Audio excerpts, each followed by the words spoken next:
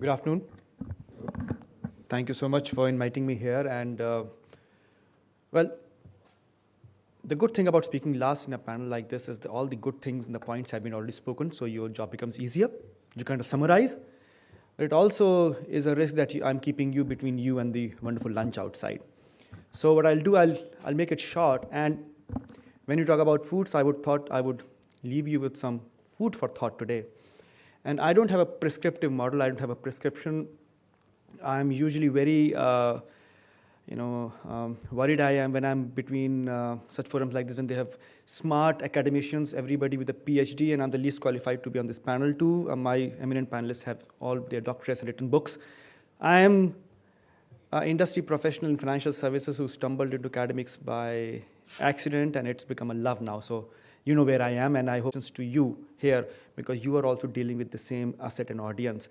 Unless we understand what that audience needs, what are their visions and views for the future, we'll not be able to make the right kind of bridges between academia and industry. And that's where my thought is. So my question here is, are you future ready? And as Vikas mentioned, the future is already here. A question that I asked, and I'm asking you, what is common here? And I won't take much time here. If by raise of hands, a couple of people can just say, what is common here? Are these faces familiar? Anybody would take a chance? Ma'am, would you? Of course, they are human. Absolutely. Wonderful. A huge round of applause for my colleague here. Thank you so much. This is awesome. This is the best answer I've got so far, the very first 2 minutes. Anybody else here? They all are? Achievers. Achievers, yes. What else? Passion. What else? They all? Sir, I have to applaud for you. Yes, they all have a management qualification or a business qualification at some form or shape in their life. And for that, why are they successful? Here are the answers that you gave before. You mentioned that these all are management graduates. All these professionals are achievers, passionate individuals who have a drive, they're aggressive, they are goal-oriented. They all have a management or a business qualification at some point or shape in their form, either an MBA or a certificate in marketing, wherever they were. But the paradox is here is that 90% of the engineering graduates in India are unemployable and 93% of MBA graduates are employable. If this is what it takes to be successful, that you have passion, drive, ambition, focus, energy, people, skills, whatever, then why are graduates unemployable? And what is the basis of this study? This is a study which is done by ASUCAM and EY Higher Education Report. Ernst & Young, and the other one is ASUCAM. Right? So I'm giving you the legends there for your future reference. You can do a Google search. And the question what I ask students, I'm also asking the audience here is, are we preparing to be in the workforce of the fourth industrial revolution? And when Atish and we were on the panel, and rightly 6 months back when they came out with the Curriculum 4 version, and what just was mentioned in the Educator 4 version is that are we linking and syncing ourselves into the future of work in the fourth industrial revolution? And this transition has to take shape. The fact is that our audience, which we are trying to address, our students will be professionals, are learning very fast. Are we also progressing in the same speed as they are? This is a report by a large organization which talks about the 3 worlds of work. Now, before we talk about what industry-academia interaction or relationship could be, let's delve on what those worlds could be in the future. Small is beautiful, entrepreneurship world, or where organizations work in silos and distributed units. So if you will hear about a cloud kitchen getting the biggest round of funding in a food startup a few days back, you understand what I'm talking about. The organization getting distributed, right? The corporate is king, the typical large organization, capital intensive with thousands of employees. And then the green world, which is last 20 years, which has been talked about, a sustainable organization which not only talks about production, shareholder value or profit, but also talks about what are we doing for the ecosystem, the community, and what are we giving back. These are the places where our audience, our students will be, and this is where the professionals would be in the next developing world. I'm taking this data that the landscape of job is changing. If you see on a spectrum of social skills and math skills, you will gradually realize that social skills, jobs, and this is not meant for the MBA audience, but just gives you a flavor as to where those jobs in the future are going to be. As a traditional economy, as a nation, we still have our love with engineering. When I can say that 93-95% of the engineering graduates apply for MBAs. That was not the case in India, but when I was in Chicago booth, 90% of the graduates were engineers. And my question to them was, you're not competing against an applicant from US, Europe, or Australia, or Singapore, but you're competing against the same kind of a professional who's applying like you. So your competition is within the country itself and not outside, right?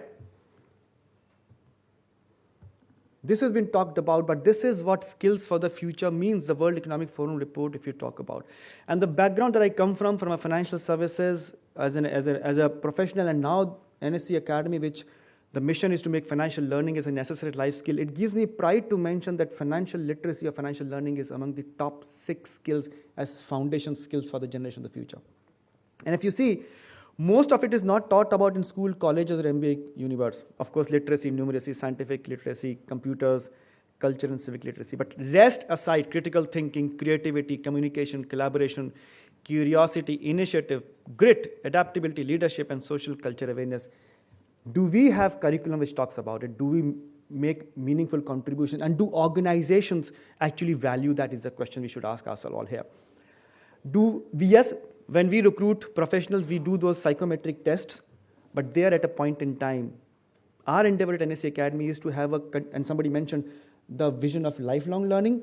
Can we have data points over a learner's journey over a period of time wherein the mark sheets and the psychometric test become irrelevant, but the engagement level or the curiosity level, the learning abilities are attributed over a period of time. And research shows that active learners are the most successful people in this world. People who are continuous active learners, but no, most of the learning doesn't come from books. It comes from multidisciplinary areas in organizations and in business schools also. Everybody needs a permanent job, but organizations, do they have opportunities for permanent jobs today? This is the data from US. Permanent jobs are decreasing. So when we look at an industry connect, we look at industry academia partnership, we should be really respectful of the fact that job world is changing. There's no permanence. Our graduates should be prepared to look at project works, plug and play opportunities. As the organization become much flatter and diversified, the hierarchies will be gone. And I must tell you, this will be your experience too. Every MBA graduate wants to be and I do not want to belittle their ambitions, let them have a moonshot, but everybody cannot be a consultant in a Big Four or a PE or an investment banker. There are opportunities and jobs around. And I have a friend, a colleague here who runs the National Insurance Academy. Sir, good to see you. I met him few months back in Pune, and this was a discussion that we had, is there are skills required today which are beyond what we talk about, and how can we create jobs in that scenario. And this will be important when we have discussions with organizations, because organizations are rapidly changing as the future of work changes.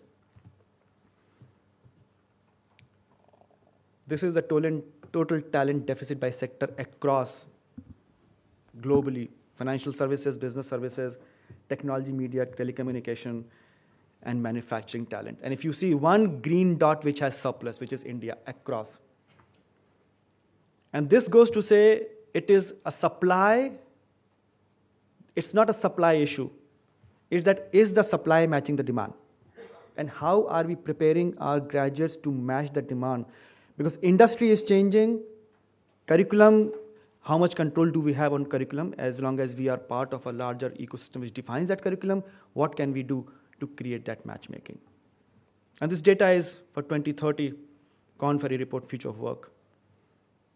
Is India the talent destination to the world? Rising GDPs, movement from small locations to larger cities, higher disposable income, and new graduates entering the workforce. But let me tell you, the largest impact of new graduates coming will be in financial services. And I am biased toward that because as the data shows that our population and graduates will be mostly coming in next 5, 10, 15 years. We have a demographic dividend. The first thing that a person does when he or she enters a job force is open a bank account. And the moment a bank account gets opened, you have the entire cycle of financial services working. So, and you would see yourself in your placements, most of the jobs today are coming at a confluence of financial services and technology, fintech as we call it. It's merging together, data, analytics, technology. Here's the question. We have education, we have jobs, and there's a skill gap. This is a Deloitte report I'm happy to share here. It's on human capital trends. Learning and development readiness is one of the largest focus for all organizations worldwide. And this is to talk about continuous lifelong learning. Even if graduates come to an organization, the organization is committed, and this is the biggest focus area for them to be ready in terms of learning and development. But organizations still find themselves in terms of urgency and readiness, a little shortfall is there. I'm just posing questions. It's not a prescription. It's just food for thought before the sumptuous lunch. This is learning and development readiness. As a country, you would see where we are. Again, a question. Important question. Is this guy going to take over the jobs? This is what our friend told in the last presentation, how the world is changing fast with automation and technology and AI and everything coming through. The jobs at risk will be ones which are replicable, which can be replicated. So are we preparing our graduates? Are we giving them right internship opportunities, or a sneak peek into that jobs that will be replicated will be eliminated? So can we change our methodology of training them to doing those jobs which involve more human intervention? I must tell you, a sales job will never go away. Technology will help you run an efficient CRM, but you'll always need a human factor to close a sale or advise somebody one-on-one. A doctor's job can never go away. A radiologist's job will not go away, but technology will make it efficient. Stark fact, 50% of jobs in banking and financial services will be gone in next 20 years. Are we working with our industry partners to see, are we spending time with the CEO of an organization saying, where do you see your organization next 10 years or 20 years?